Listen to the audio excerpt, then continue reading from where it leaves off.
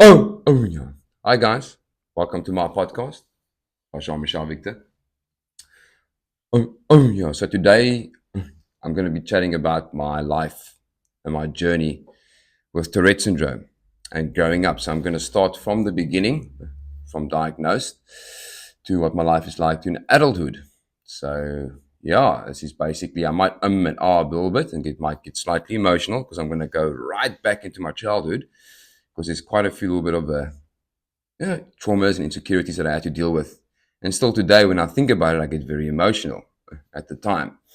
So I see a lot of people on the social media platforms who have Tourette's are all posting these funny things about Tourette's and, getting laughs out of it. And they're never telling the actual story of what it's like living with Tourette's, and it's been a long road.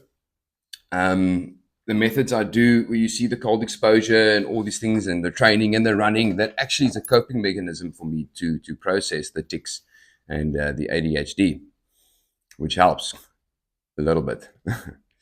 So yeah, let's get into it. So I can tell you, as a young kid, I started having these little tics, and I think it was more starting out with my facial tics. The more I talk about it, the worse it gets. So some vocal tics might come out. And no, I don't have the swearing one. There's no such thing. Whatever comes, comes. I remember I started out doing little tics. So it was more facial. And then my first verbal tic was,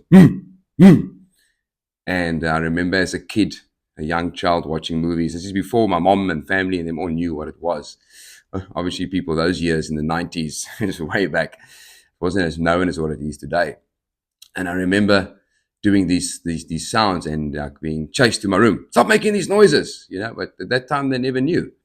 No one knew. And in class as well, I'm disruptive, and it just kept getting worse and worse. And I remember one day before I was diagnosed, I think I was about 5 or 6.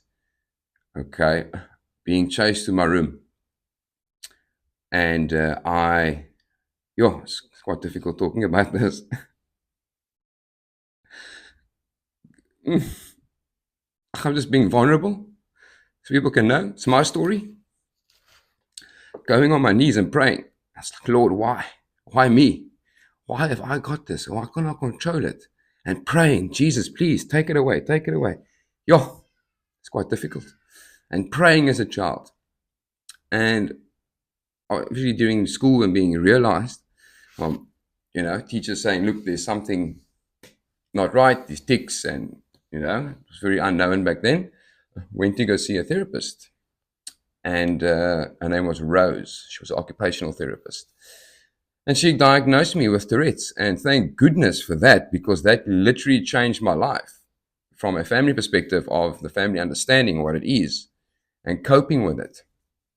And I remember, going, my mom trying her best, what can she do? Because you can't take it away. It's there, And it started getting worse, the vocals, and yeah, and the teachers need to understand what it was. But those years were slightly different. I remember, geez, I don't want to mention names and stuff, but I'm just sharing my story where I remember the one lady throwing wooden blocks against my head to stop doing these tics. But like, I've forgiven her. I've forgiven, they used to make sure when I was in the aftercare that I had to go and be in the bathroom when new people came along to look at the aftercare and see what it was like, so that I don't have these tics. So it was hard, School was slightly not as bad, but yeah. And then the vocal tics started getting a lot worse. So I had a tic where I went, and one tic I remember in standard 4 was a skommel, skommel, like mad. And then it was just such a different journey with Tourette's. But that was the hardest part, me accepting that I have a Tourette syndrome and living with the Tourette's and trying to focus. The medication that I used back then, I wanted to put my Ritalin, but the problem with Ritalin is I also have ADHD. So the Ritalin plays against the Tourette syndrome. So it makes the Tourette's worse, but you're more calm. Then I went on to this medication. I'll never forget this. I was about 12, 13, called Risperdal. And that just literally knocked me for six. It's so expensive that meds, yo, I just decided after that, I'm done with medication. I'm not going to use medication. I'm going to try and figure this thing out myself. And I'm just going to live with it. I'm literally just going to live with it. And yeah, so yeah, schooling was a bit difficult because it was very different back then. It wasn't as known as now. And you were seen as disruptive. You want all the attention. You just don't stop talking. And it was tough. It was honestly tough, back then. So I had to learn coping mechanisms. So yeah, those mechanisms. I went to an occupational therapist who taught me certain exercises with the body. Well, this is years ago. I'm going back years, more than 20 years back. And yeah, I would do those exercises.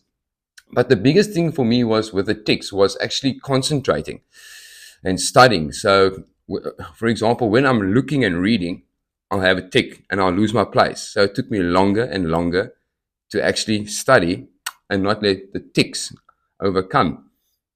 And the biggest change that really, really helped me was when I met my wife. I met my wife when I was 13. A lot of you that know me for my whole life, we've been together now for 21 years and married for 13 years. And one thing she never did was ever judge me. She taught me to take accountability and responsibility and stop using this as an excuse, as a crutch. She did actually taught me quite well. I remember primary school was not too bad. I was a bit disruptive, and yeah, I was suspended in standard five, and the usual. I was a bit disruptive, and because I'm looking for attention at that time.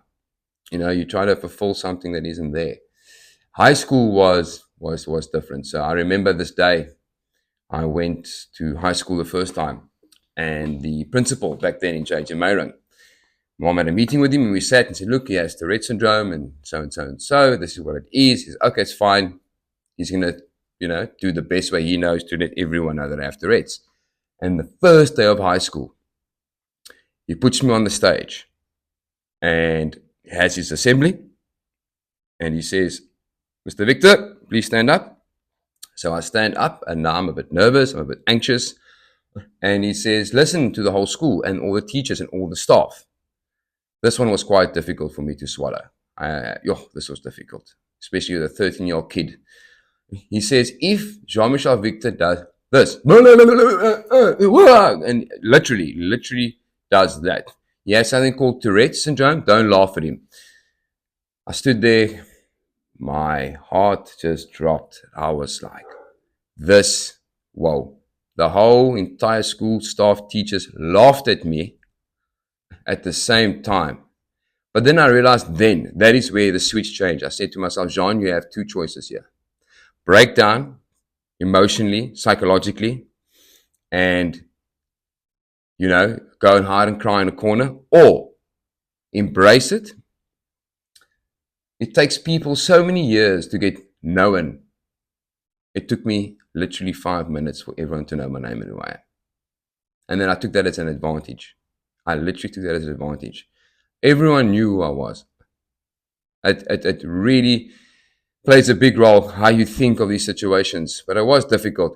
It was really, really difficult. I remember being at, also, I'm going to jump back and forth, ADHD. So when I was at church, at the Catholic church, and there was this young kid called Oscar, and he kept on making fun of me in church.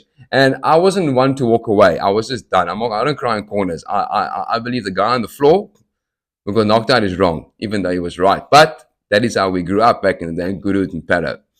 And I hit this guy one shot, and in the church, and then they asked me to please leave. So I said, "Well, look, this is the scenario. I used a lot of violence and fighting to stand my ground, but it's not always the best way. I actually learned that educating yourself and being smarter and explaining to people what it is and what causes it is better than raising the fists. It doesn't work. You're not teaching them anything. They're just gonna keep on making fun of you. It's literally that is what it is. Love, and explaining to people what it is. Educate them. So I did a lot of studying and to understand what Tourette syndrome is as growing up. I remember going to Canal once, my wife and I, or girlfriend at that time, were at bootleggers, and our tics were quite, not bootleggers, my apologies, boogaloos, the skateboarding place. That was the time. And this mother with about 3 or 4 kids saw my tics and literally laughed and told the kids to look at me and laughed as well. And Thelma at that time was so upset. She went to the mother and says, "How can someone like you do that? You know he has Tourette syndrome." That woman's face went into shock. She was about 13, 14, and she went up and she told her, "This is not okay what you're doing." And I was like, whoa, I'm going to marry this woman. you know? Yeah, there's the first. But the childhood generally wasn't as bad as what, it's just little parts that affected you and understanding why you have it. It's just accepting it.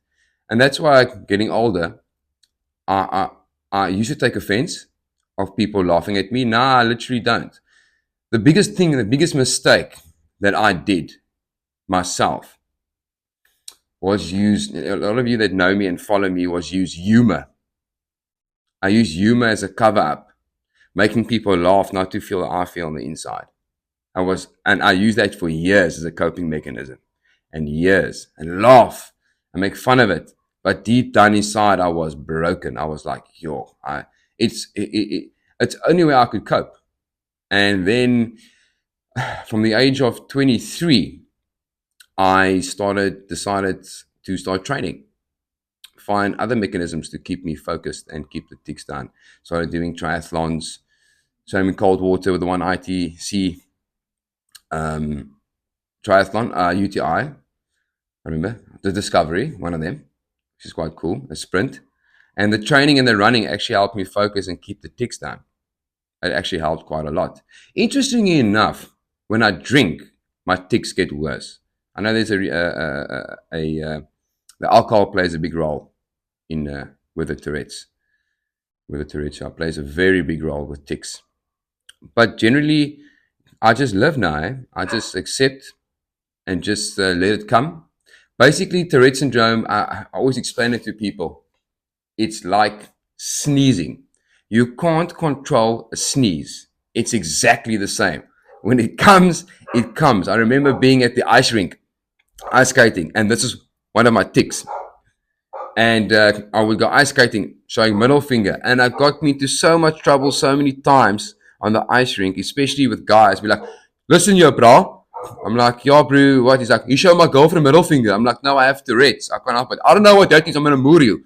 I'm like, "No, let me explain. And we're going to fight." I had to go into the security room. Sorry, it's my dog's barking. Also a tick.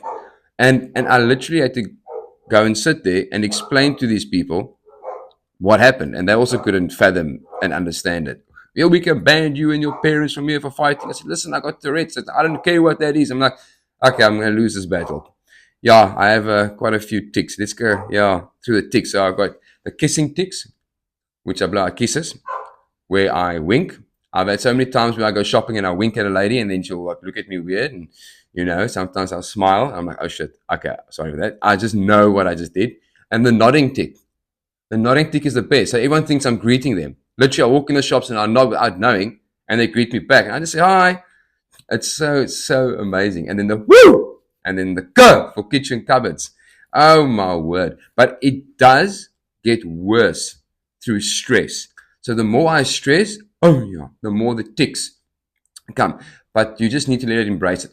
Just let it keep going. Just keep going. So if there's any parents out there that's struggling with tics, I can tell you, it's almost like a process where the worst time your Tourette's is going to be through your child's teenage years, is when the body starts changing from the age of, say, 13 till 17.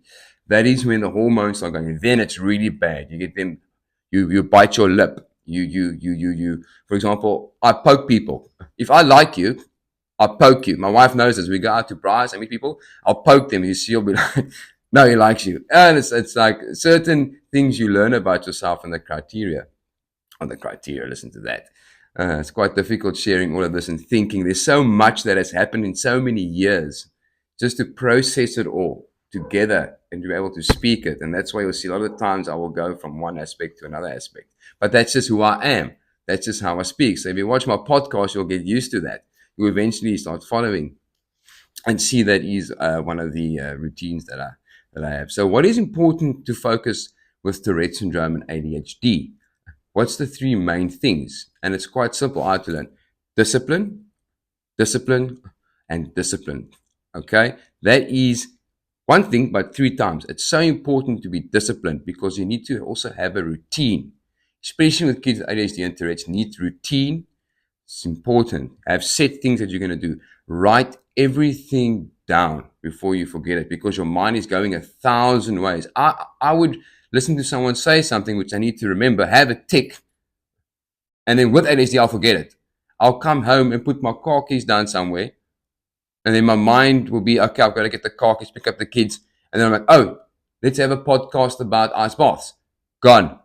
It's the keys. Then I spend 10 minutes looking for my keys when I literally just put it down there. So, and then it's a continuous brain that just keeps on going and going and going and going and ticking and uh, driving and having ticks as well. So, for example, when I drive, I remember with my motorbike, when I used to ride my motorbike, I used to have a tick doing this to the to the handlebars, bro. So now I'm driving like 80, 90. I'm like, 121. I will go.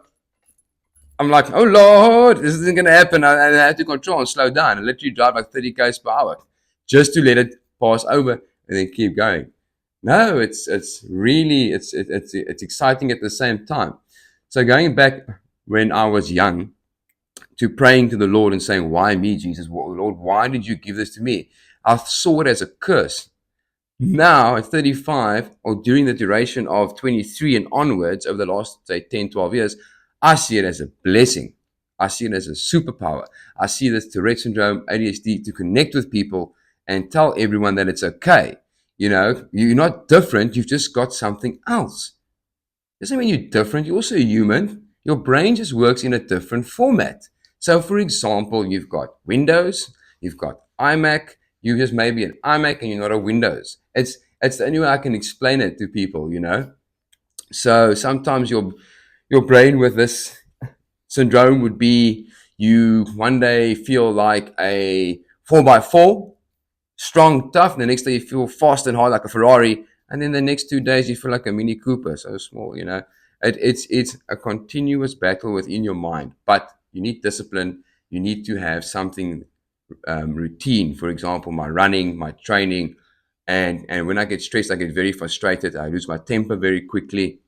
I need to keep the body calm, breathing, and that's why I do the ice baths, the cold runs in winter because the cold is an environment that is very stressful, and it helps me to control my emotion from the cold. And that helps me sometimes. I think it plays a very big role in my tics and Tourette's, bringing it slightly down. I do. It was a lot worse, but it has become better because I understand it and I embrace it and I let it happen.